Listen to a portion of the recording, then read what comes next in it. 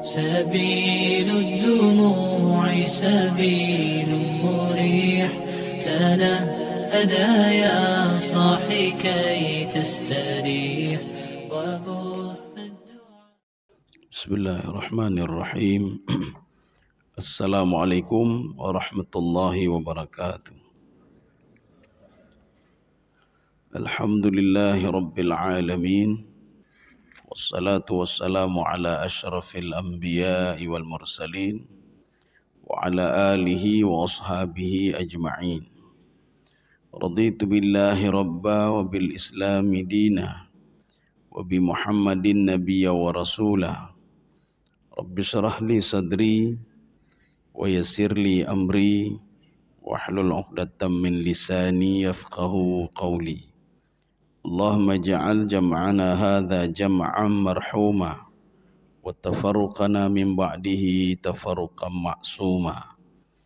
Kita lanjutkan masih pada surah Al-Muluk.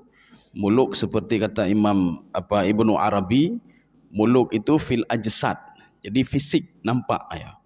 Tapi kalau malakut itu yang tidak nampak. Makanya ketika Allah mengatakan alimul malakut, Allah mengetahui yang malakut, artinya isi hati manusia. Tapi kalau al-mulk itu sifatnya nampak ya Pak, zahir ya, yang zahir, yang nampak. Makanya di sini Allah ingin menampakkan bagaimana proses kejadian langit dan bumi. Dan bagaimana Allah menciptakannya Pak, menciptakan langit dan bumi. Sehingga sekarang kita lanjut ayat yang keempat. A'udzu billahi minasyaitonir rajim. Bismillahirrahmanirrahim. Thumma rji'il basara karrataini yanqalib ilaikal basar. Yanqalib ilaikal basaru khasi'aw wa huwa hasir. Ini ada beberapa poin, kita pilah-pilah dulu. Ayat ini dimulai dengan thumma. Thumma itu kata Ibnu Abbas yadullu ala taba'udil ahwal, menunjukkan kepada proses-proses yang lama. Jadi maknanya begini. Ketika Allah sudah menciptakan langit dan bumi, coba kalian lakukan dengan teknologi apapun dalam proses yang lama, coba lihat aib di langit itu ada enggak, kata Allah. Ya nih Pak. Coba lihat aib di langit. Kalimat ya karrataini itu karrah ba'da karrah. Setelah kalian melihat lagi. Coba kalian cek di mana kesalahan langitku, kata Allah Subhanahu wa taala. Ya ini namanya khalal ya. Jadi coba kalian lihat berapa kali. Sehingga inilah inti daripada dakwah Nabi Nuh alaihissalam. Inti dakwah Nabi Nuh ketika mengajak kaumnya salah satunya tadzkirihim bi khalqillah. Jadi beliau itu mengingatkan kaumnya dengan ciptaan Allah Subhanahu wa taala. Coba lihat langit, coba lihat ini, coba lihat itu, coba lihat diri kalian sendiri, coba lihat binatang. Coba lihat proses bagaimana tumbuh-tumbuhan itu bisa tumbuh, tidak tumbuh begitu saja. Jadi ini dakwahnya, Pak. Jadi bukan seperti yang kita perkirakan dakwah itu demenak ya Pak. Dakwah itu membentak-bentak orang saja. Tidak ada dakwah Nabi Nuh yang membentak orang Pak. Tidak ada dakwah para nabi yang membentak-bentak orang, tidak ada.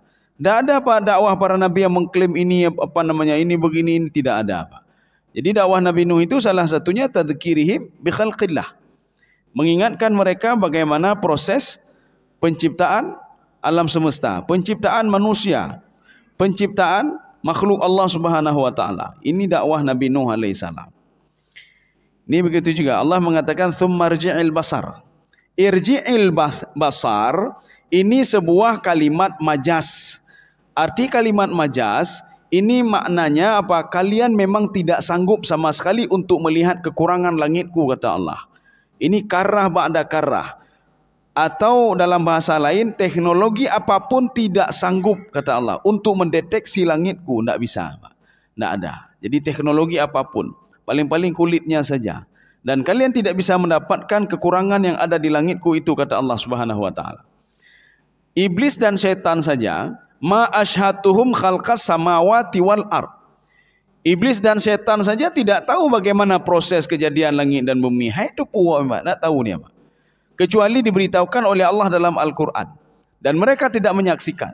Makna tidak menyaksikan, duluan diciptakan langit, duluan diciptakan bumi, baru diciptakan iblis. Kalau duluan diciptakan iblis, Waktu setelah itu diciptakan bumi, maka iblis akan tahu bagaimana prosesnya. Makanya iblis mengetahui itu tidak ada lain kecuali melalui Al-Quran memberitahukannya. Bagaimana kejadian langit dan bumi.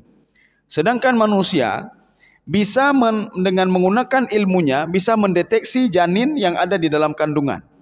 Apakah sama enggak yang diungkapkan oleh Al-Quran? Tapi kalau iblis dan setan tak bisa nih, Pak. Bagaimana dia tahu proses kejadian langit dan bumi kecuali melalui Al-Quranul Karim. Kaum muslimin sedang jamaah yang dirahmati Allah. Yang qalib ilaikal basar. Yang qalib ilaikal basar, matamu itu kamu bolak-balik. Sudah kemari, sudah ke sana, sudah mendeteksi, tapi tidak akan pernah dapat, kata Allah Subhanahu wa taala. Kekurangan langitku tidak ada yang pernah dapat. Ya. Kita kalau pakar bangunan, nanti ada saja yang keliru. Oma katuonya, besinya sudah lupa saya masukkan. Besinya ukuran sekian, semennya sudah kurang. Nah kurang. Sehingga nanti bangunan itu roboh. Atau ada aib pada bangunan itu. Ini Allah mengatakan tidak ada aib pada langitku. Maka langit ini, idza sama'un syaqqat, dia akan memenuhi panggilanku ketika aku menyuruh dia untuk membelah diri. Kapan itu? Ketika tiupan sangkakala yang pertama. Nanti ketika saya perintahkan untuk wa idza sama'un syaqqat, maka dia akan syaqqat. Kenapa kata Imam Jalalain? Wa hukka lahu an tasyukka. Dia wajib untuk patuh kepada Allah Subhanahu wa taala untuk membelah dirinya. Tapi dia tidak patuh kepada makhluk selain Allah Subhanahu wa taala. Jadi sebab makhluk tak patuh, Pak, kecuali patuh kepada Allah. Tidak akan patuh kepada malaikat, tidak akan patuh kepada benda-benda lain kecuali patuh kepada penciptanya sendiri. Kaum muslimin sedang jamaah yang dirahmati Allah. Wahuwa hasir. Apa itu hasir? Hasir ini dalam kajian bahasa, hasir itu mubalaghah fi khusran. Kalau kita nanti membaca ayat wal asr, innal insana lafi khusrin. Khusrin itu rugi. Manusia ini dalam keadaan rugi. Rugi kenapa? Dia tidak tahu visi misi dia hidup di dunia ini untuk apa. Dia pikir untuk menikmati dunia saja. Padahal di dunia ini hanya waktu yang sempit, waktu yang sebentar saja. Kalau dia ingin berbuat dosa, mengumpulkan dosa juga di bumi. Mengumpulkan pahala juga di bumi. Mengumpulkan bernikmati ini juga di bumi. Semua di bumi. Sekarang tergantung manusia itu sendiri. Ini namanya khusrin. Arti khusrin rugo. Kapan dia rugi? Ketika dia meninggal dunia. Tidak ada apa-apa yang dilakukan. Tetapi hasir itu rugi di atas rugi. Ya. Ini hasir namanya. Jadi artinya kamu tidak akan dapat apapun, kamu merasa rugi sekali, tidak bisa mendeteksi langitku apalagi bumiku, kata Allah Subhanahu wa taala. Tidak bisa kamu deteksi ini ada kekurangan begini, tidak ada. Ya ini makna hasir. Sekarang kita lanjut ayat kelima. Ya ini saya butuh kepada terjemahan karena ada dua penafsiran terhadap ayat ini, Pak. Kalau ayat 4 itu tidak ada masalahnya. Walaqad zayyana as-samaa'a dunya bimasabih wa ja'alnaha. Segitu saja dulu. Walaqad zayyana as-samaa'a dunya bimasabih. Ya, coba dibaca.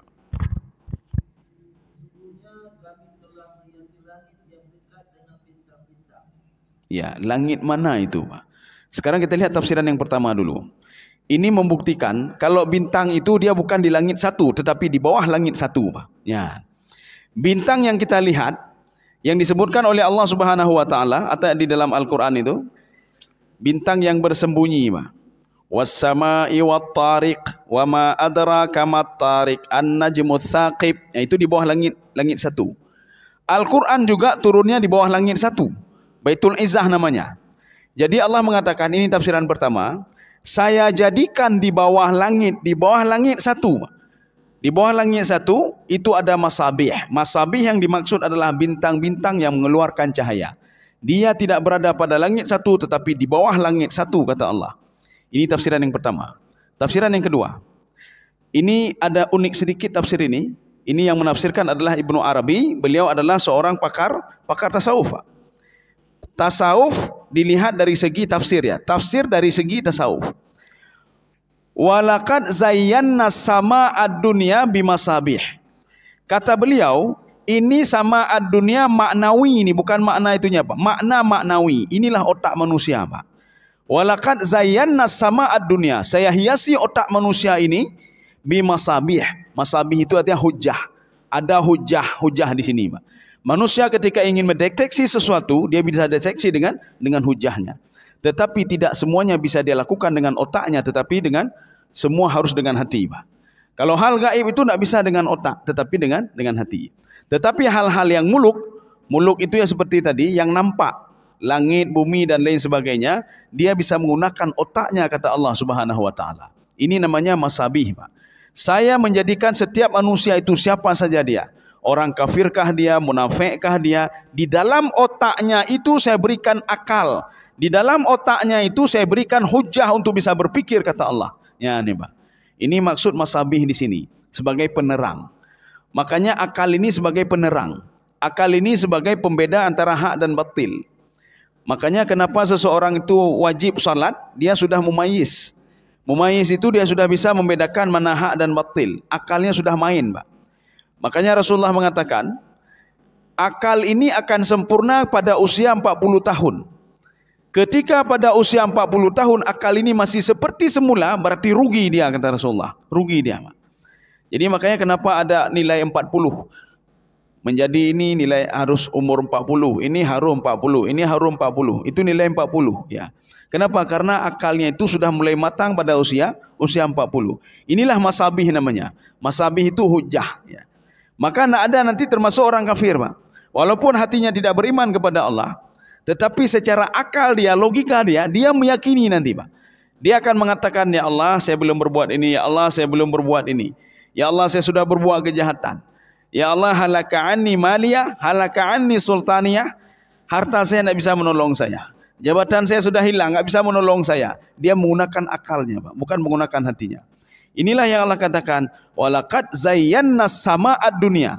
Sama'ad dunya adalah otak manusia itu saya berikan hujjah dan dalil-dalil ya Pak. Dalil bagaimana? Ketika melihat langit, tidak mungkin langit berdiri begitu saja tanpa pencipta.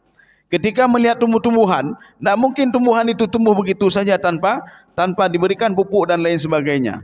Nggak bisa juga tanpa pupuk kecuali ada yang menggerakkan tanaman itu. Ini namanya hujjah yang diberikan oleh Allah kepada akal ini Pak. Termasuk juga yang diberikan oleh Allah di dalam hati manusia. Semua manusia diberikan Pak. Fa'alhamaha fujuraha wa taqwaha ya. Jadi selain otak, maka diberikan oleh Allah di dalam hatinya fujur wa taqwaha.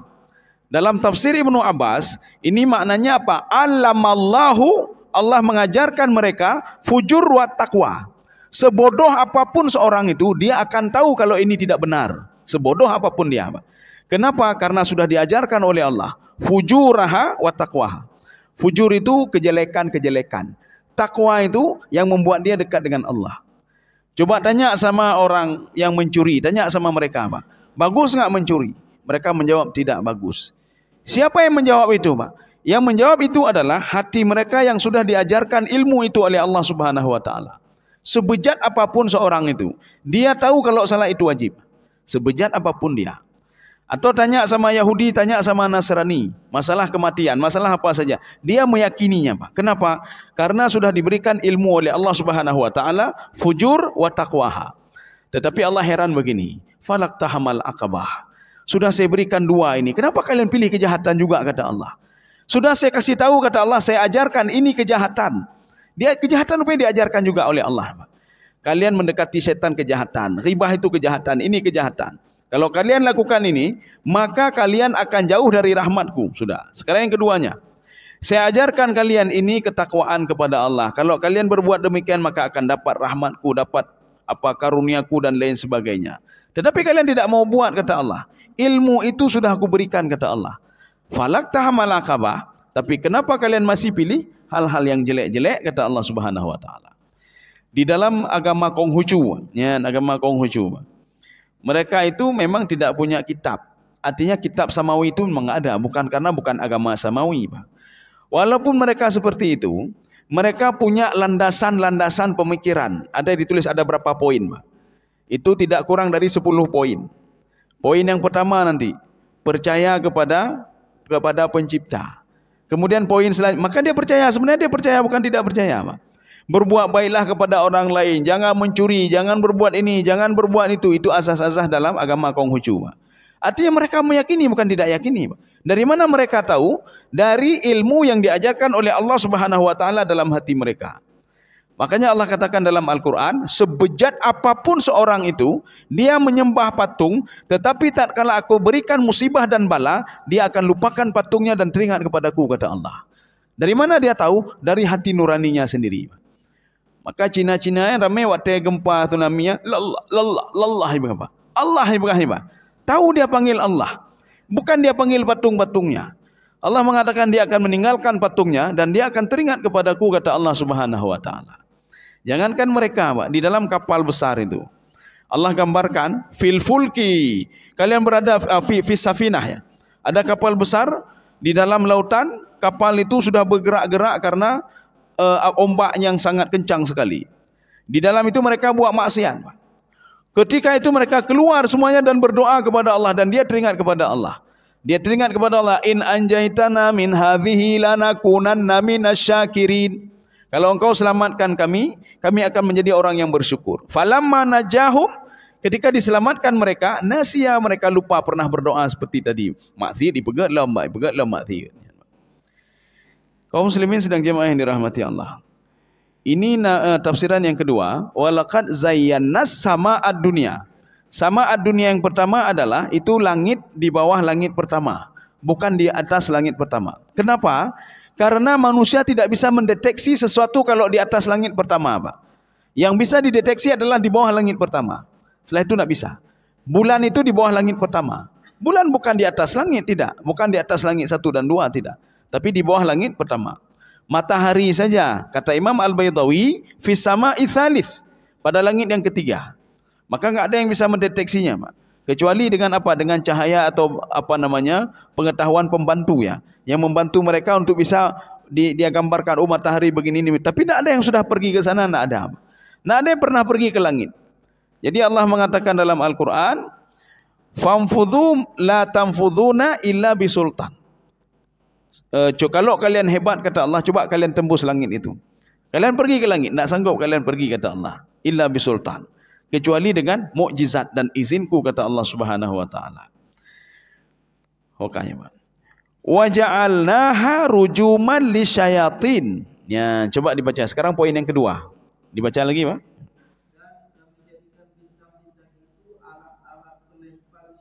Sudah.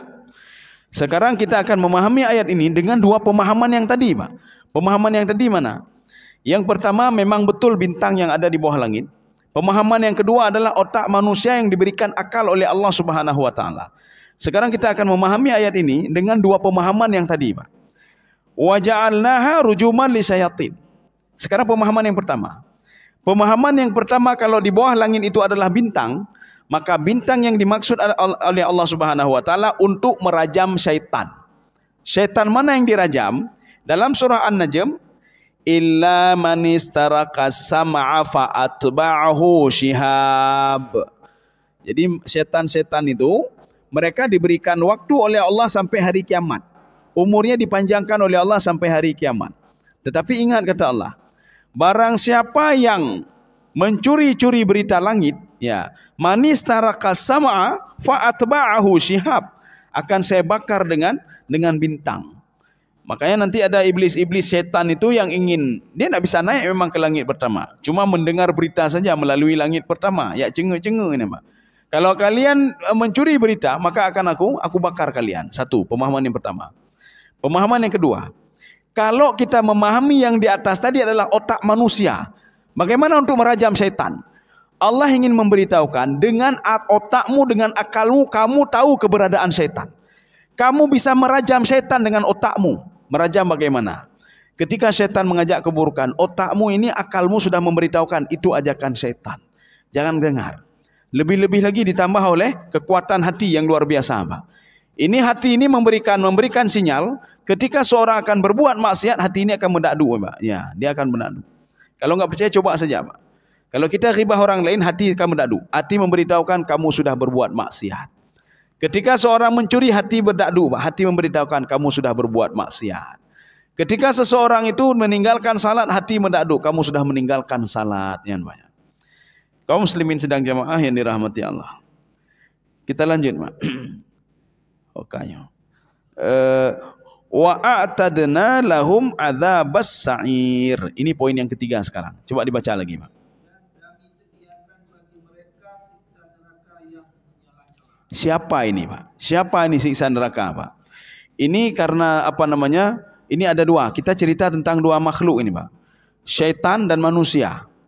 Ketika syaitan itu apa namanya? Dia berbuat maksiat akan dirajam oleh Allah.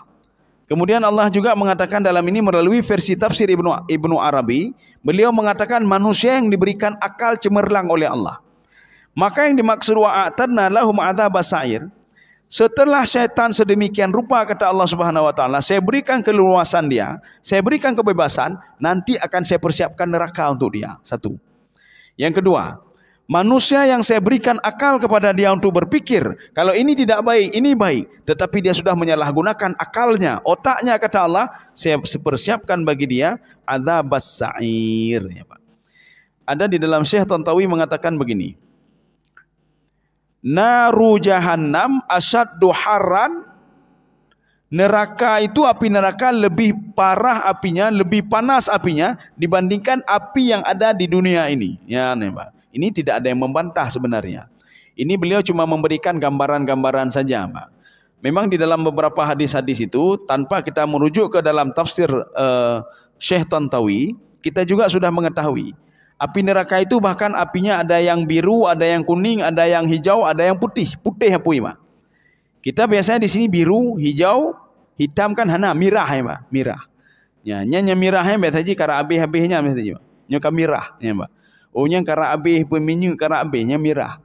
Tapi ini ada merah, ada hitam lagi, Pak. Apu hitam. Apu putih, warnanya putih, Pak. Ya, apunya putih, warnanya hitam lagi. Makanya api neraka itu setiap ini terus berubah dan panasnya pun terus bertambah. Tetapi kalau api ini kan tidak, Pak. Mengapunya mata hanamu hoplung katanya. Ya, belum api neraka Anda. Ya. Kaum muslimin sedang jamaah yang dirahmati Allah. Maka untuk kita bisa melihat nanti bagaimana kekuatan api neraka itu, memang sudah 2 kali diperlihatkan oleh Allah. Ketika dilemparkan batu dari neraka, Pak, sijil. Ya, Pak. Ada 2 batu yang diambil oleh apa namanya? Malaikat, diambil oleh Allah, diberikan kepada malaikat untuk dilemparkan ke bumi ini. Ada 2 kali, Pak. Yang pertama kepada kaum Nabi Lut alaihissalam. Ketika kampungnya itu sudah dihancurkan, dihentakkan ke bawah, wa amtarna alaihim matara. Apa namanya? Saya turunkan hujan, Pak. Hujannya hujan batu. Batu dari mana? Sijil, batu neraka. Yang kedua ketika terjadinya alam tara kaifa fa'ala rabbuka bi ashabil fil. Ashabul fil itu yang kedua. Dan tamlakai ba Allah baik itron yang kelih, Pak. Yan. Menyeitron yang kelih habis ni, Pak. Baik sampai itron yang kelih. Jadi cukup 2 saja menjadi pelajaran bagi manusia.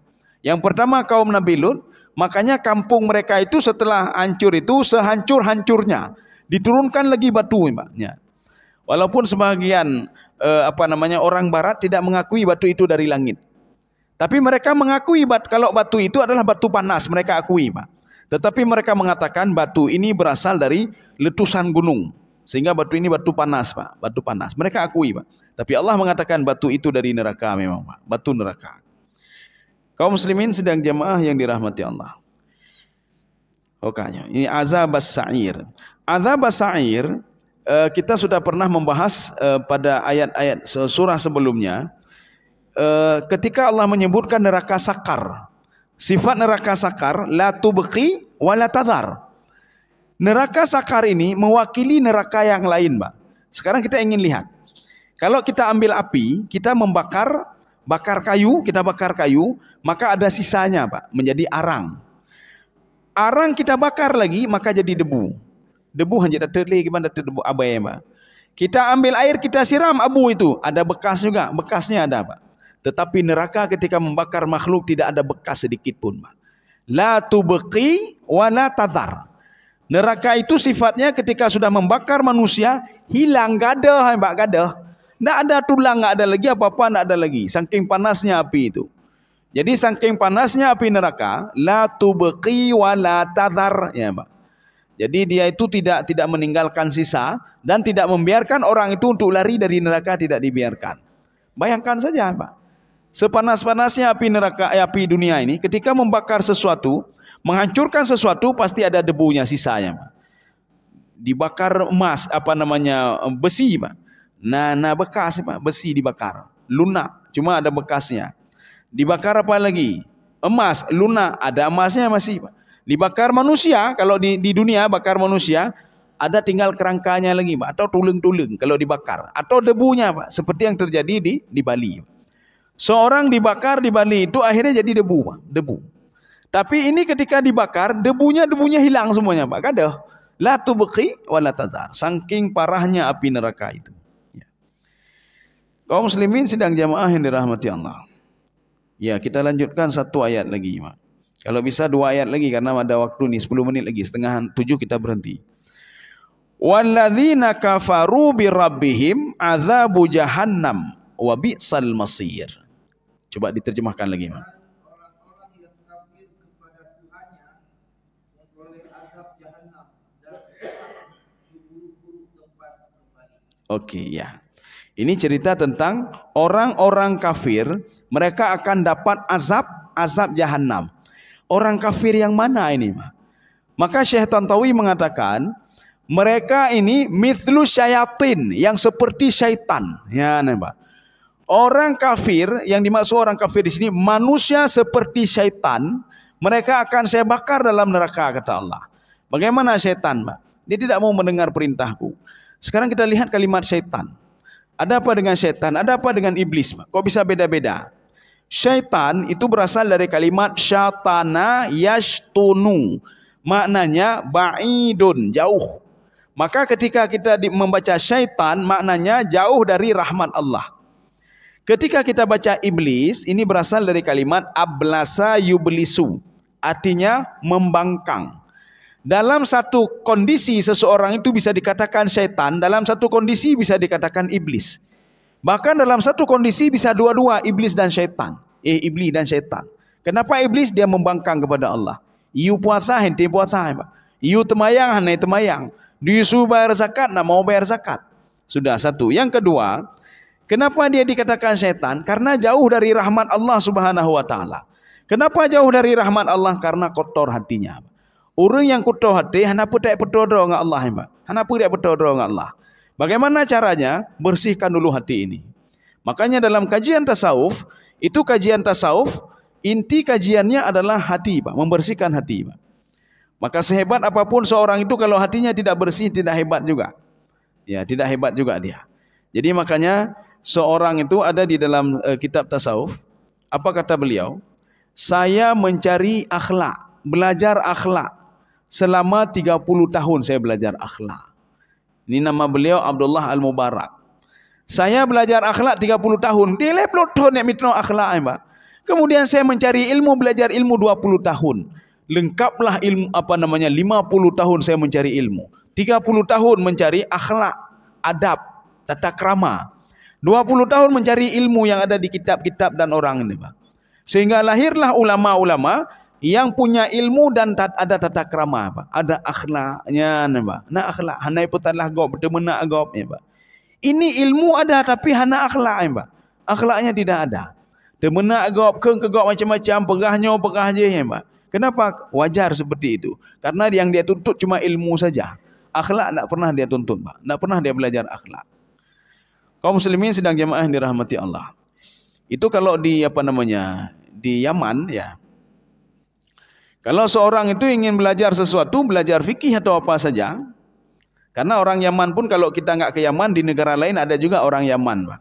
Mereka sering memberikan talaqi di masjid, Pak. Duduk beliau, nanti kita duduk melingkari beliau, ya. Nanti ada kitab yang beliau bawa. Ketika itu sebagian teman-teman kami itu ingin belajar fikih sama beliau. Langsung talaqi dari orangnya. Beliau talaqi lagi dari ini, ya. Ketika belajar talaqi, apa kata beliau? Kita belajar akhlak dulu, ya. Ya, Mbak. Murno akhlak ilai, Pak. Teman saya mengatakan, kepu murno akhlak, kamu kena akhlaknya, Pak. Kamu kena akhlak. Oh, beda. Ini akhlak kita supaya menghargai ilmu. Ya, jadi seorang itu kalau tidak belajar akhlak dia tidak akan menghargai ilmu, Pak. Ilmu untuk berdebat. Kan untuk perbaikan diri, untuk berdebat ilmu, Pak. Ilmu itu untuk berdebat. Ada ini berdebat lagi boleh. Keputar berdebat-berdebat ya, Pak. Kita kan mau dengan ilmu itu kita makin dekat dengan Allah Subhanahu wa taala. Nyo menuntut ilmu beda dengan menuntut silat, Pak. Yang murno silat. Fikir menuntut ilmu lagi murno silat. Ketika murno silat, murno silat ya, Pak, silat. Ketika dia sudah muridnya sudah pintar, gure saingan, ya poh de gure ya poh, Pak. Menyohan ada poh gure karena saingan katanya naik lebih hebat dari dia gure. Tapi ketika menuntut ilmu, seorang itu akan mentakzim gurunya. Kenapa? Ya, Pak. Dia akan mentakzim. Kenapa? Karena akhlak, ya, Pak. Jadi akhlak itu yang membuat dia takzim terhadap ilmu, ya, Pak. Takzim terhadap ilmu. Nabi Adam alaihissalam kenapa begitu mulia sekali? Karena diberikan ilmu oleh Allah yang tidak pernah diberikan kepada malaikat dan para iblis, Pak. Walaupun diciptakan baru 1 hari saja diberikan roh oleh Allah Subhanahu wa taala. Setelah 120 tahun lamanya terbentang di antara Mekah dan Taif tanpa roh. Ini Nabi Adam alaihissalam. Kaum muslimin sedang jamaah yang dirahmati Allah. Maka ini siapa ini? Walladzina kafaru bi rabbihim, itu ba'ilsak namanya, Pak. Ba'ilsak bagaimana? Seorang itu memang tidak langsung dia kufur kepada Allah. Tetapi ketika dia itu percaya kepada dukun, dia percaya kepada iblis, dia sudah syirik kepada Allah Subhanahu wa taala. Tak perlu dia katakan lun hai lun sembah don ya Allah. Lun hai lun sembah don. Tak perlu dia ucapkan seperti itu. Dia berteman saja dengan iblis, maka dia sudah jauh dari rahmat Allah Subhanahu wa taala. Maka ada sebuah istilah di dalam tafsir Jalalain. Apa kata beliau? Man atba'al asi fahuwa asi. Barang siapa yang mengikuti orang berbuat maksiat, dia sudah berbuat maksiat sama seperti orang itu. Seorang yang mengikuti syaitan, dia sudah sama seperti syaitan. Menyatakan dah syaitan yang kenyan, Pak. Nyan. Pokoknya yang tipulannya tapi diikut lagi syaitan ni, Pak. But syaitan. Takabur na baganyan, sum'ah na baganyan, mandum na baganyan. Maka walaupun dia bukan syaitan, tetapi dia sudah dikira syaitan. Ya, Pak. Ini sama ketika Allah menurunkan rahmat kepada orang yang baik-baik. Ketika ada orang lain yang dekat dengan orang yang baik-baik, mereka kena imbasnya juga, nikmat mereka dapat. Ya, Pak. Tapi ketika kita duduk dengan orang yang tidak baik, ketika Allah memberikan azab kepada mereka, imbasnya juga kena kepada kita. Yang hana putai berdoa, Pak. Ya Allah, lun urung semayang, bakal kena azab. Ya Allah, lun hantan tinggal semayang, bakal kena azab kampung kamu, bakal hancur kampung kamu. Ya, Pak. Maka malaikat menjawab, di antara kan di kampung kalian ada orang buat maksiat, kenapa diam saja, ya, Pak? Di kampung kalian ada orang berbuat ini, kenapa kamu tidak kenapa tidak benci kepada hal itu? Karena kamu tidak benci, kamu kena juga, ya, Pak. Kena imbasnya juga. Kaum muslimin sidang jamaah yang dirahmati Allah. Jadi mereka ini azabu jahannam wa bi'sal masir. Tempat yang paling jelek kembalinya itulah neraka, Pak. Menyojino katanya hana terbayang lah, Pak. Pekan sedang mangan, Pak. Kita nikmati dunia. Jadi yang jadi hana tingan, Pak. Tetapi nanti kalau sudah naik hal aneh bacut, yang kenikmatan katua demah, Pak. Kita yang sedang enak menikmati dunia, tenget mangat, jak kena jabak mall, tidur di hotel, macam-macam, Pak. Enak. Tapi ketika nanti ada musibah, meninggal itu anak, Pak, nyian kahnya. Hana dipikir jak, Pak. Pekan meninggal anak lun, baru dipikir, ya, Pak. Begitu juga ketika kita sibuk terus di dunia. Waktu mau meninggal dunia, ya Allah, waktu lu ibadah nujuk bacut tu, hana le waktu ibadah, Pak. Ada lagi waktu ibadah. Jadi waktu ibadah itu diberikan secara rahasia oleh Allah. Makin lama umur kita akan makin bertambah, makin berkurang, Pak. Baik makin bertambah, ya, Pak. Baik dia fikir nyo jatah 60 kah ketambah oleh Allah 30 tonte kah 70. Panih nak lagi kan, Pak. Jadi umur itu makin lama makin berkurang. Bagaimana berkurang? Kalau kita ditetapkan oleh Allah umur 60 tahun. Nyo si pulan si A umur 60 tahun. Setiap hari kita akan berjalan kepada umur 40 tahun. Kan makin berkurang namanya. Umur kita 60 tahun, sekarang 40 contoh, Mak. Atau 50, berarti 10 tahun lagi. Dalam jangka 10 tahun, hari ini berkurang dari 10 tahun. Berkurang 10 tahun, berkurang. Sehingga sampai masanya kita meninggal dunia. Makin berkurang umur kan bertambah, Pak. Maka kita minta kepada Allah, berkahilah umurku itu ya Allah. Walaupun makin lama makin berkurang, berkahilah umurku walaupun hanya 1 hari saja. Ya, tiuro mentang. Atau hanya 1 jam saja. 1 jam lagi kita meninggal dunia. Kita upayakan dalam 1 jam ini, kita berkah. Diberikan keberkahan oleh Allah Subhanahu wa ta'ala. Ada hal-hal yang bisa kita lakukan dalam waktu 1 jam ini. Sebelum kita meninggal dunia. Ini berkah namanya. Sekarang kita lanjut satu ayat lagi karena ini sangat penting sekali ayat ini, Pak. Yang satu ayat ini, Pak. Kita akan melihat bagaimana neraka itu. Setelah itu nanti besok kita lanjutkan baru ayat setelahnya ini. Idza ulqu fiha sami'u laha syahiqaw wa hiya tafur. Ya. Coba, ini satu ayat lagi setelah itu kita apa namanya? Apabila mereka dilempar ke dalamnya, Ya. mendengar suara neraka yang mengerikan, sehingga neraka itu menggelegak. Iya, sekarang kita ini satu-satu ya. Ini yang tadi seperti syaitan, yang tadi tidak mendengar Allah. Mereka ini idza ulqu fiha, kalau dimasukkan ke dalam neraka, ini ada kata kunci, Pak. Ada dua kata kunci di sini yang tidak dimasukkan ke dalam terjemahan. Kata kuncinya apa? Yang pertama syahik. Syahik itu apa?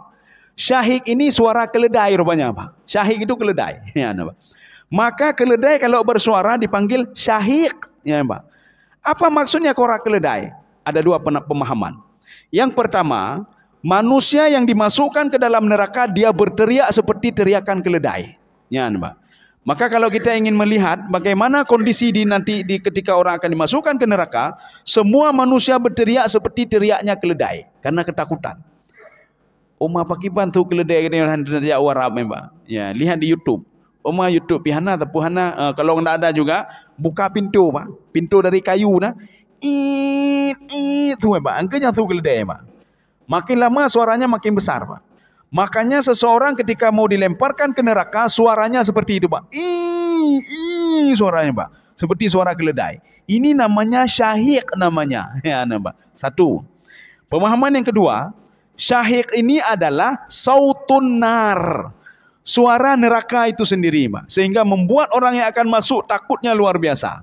Maka suara neraka nanti falamma sami'u laha ini ada di ayat lain, Pak. Sami'u laha taghayyudha wa zafira. Zafir, ya, hati-hati kasih nama anak Zafir, Pak. Zafir ini artinya itu dengan za, Pak, bukan dengan za. Kalau za itu zafir. Tapi kalau zafir, karena ada orang seorang kakek memberikan nama cucunya Zafir, kasih nama. Dia mendatangi saya, Ustaz, lun kah? Kalun buhnan cucu Zafir, cukup lega anak nusan. Lun tanya, bapak tahu makna Zafir? Tidak, Ustaz, dalam Al-Quran misalnya. Di mana, Pak? Gepegah kalian. Sami'u laha taghayyudha wa zafira. Ya, zafira. Zafira itu maknanya suara neraka, Pak. Walun. Suara neraka itu zafir namanya. Hai kau dah lego kan, Pak. Maka jangan mentang-mentang di dalam Al-Quran Bapak mengadopsi, membawa nama anak. Itu zafir namanya, Pak. Ya, Pak. Maki banyak rau sanyo kanulun kalau cucolun kalun pegak kenduri kalun pegaknya ki banyak raya. Boleh, Pak, berubah namanya. Tapi bukan dalam Al-Quran, Pak, ya, mengalun. Robahlah za itu menjadi zafir, orang yang beruntung. Ya, Pak. Tapi kalau ditanya oleh orang lain, Pak necok, jangan hana dalam Al-Quran, Pak. Hana dalam Al-Quran. Netem lagi, ya. Menyo netem je necok zafir, tapi nak ada dalam Al-Quran. Ya. Tapi kalau Bapak mau bersikeras juga supaya ada dalam Al-Quran, necok aja zafir pun, Pak. Itu teriakan neraka. Maka zafir yang dimaksud di sini adalah teriakan neraka itu sama seperti suara keledai. Maka ketika seseorang itu dia dibangkitkan di padang mahsyar, dia akan mendengar, Pak, absarna wa sami'na farji'na na'mal salihan. Ya Allah, kami sudah melihat bagaimana neraka itu, ya Allah. Dan kami mendengar teriakan neraka. Rupanya neraka memanggil-manggil mereka, Pak. Itu ya, Pak. Suaranya besar sekali, Pak. Ya, berarti ada dua tafsiran. Syahik ini suara orang yang ketakutan ketika akan dimasukkan ke neraka, satu. Yang kedua, syahik ini adalah suara neraka ketika akan memanggil penghuninya untuk masuk ke neraka. Ya. Sekarang kita lanjut lagi. Wahya tafur. Apa itu tafur? Tafur dalam tafsir Al-Qurtubi, tafur ini maknanya taghli, Pak. Dia mendidih. Methu, Pak, mendidih. Dalam tafsir Ibnu Abbas, tafur ini kita mengambil beras, Pak. Tak coba warna, Pak. Biasanya kan kita menyesuaikan, Pak, beras dengan air itu kita sesuaikan. Kalau berasnya segini berarti airnya agak segini dikit ya, Pak. Kurang sedikit. Tetapi ini tidak. Airnya banyak, berasnya memang sedikit. Beras tabah regam, Pak. Beras tabah regam. Tetapi airnya penuh, kanat penuh, Pak. ketika penuh kanat, yang kita dengar suara blak-bluk tu, Pak. Inilah tafur namanya, Pak. Ya.